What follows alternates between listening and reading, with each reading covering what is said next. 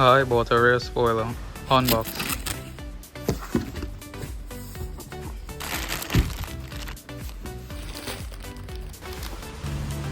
All the parts came in 4 pieces together with mounting hardware and instructions.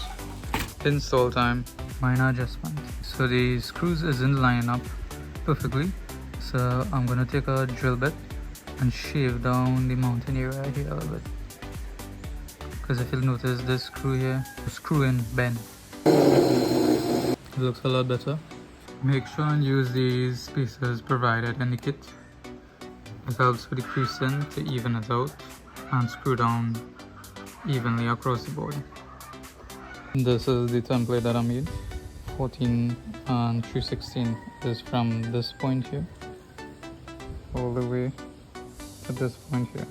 Then I came up 5/16 and I used the one at the template that came in the pack to get a level. So from this point here upwards, you'll be mounting this. To get this hole from here to here is 10/16.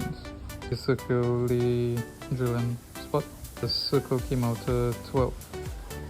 Divided it into 2, you'll get the exact point you need to drill.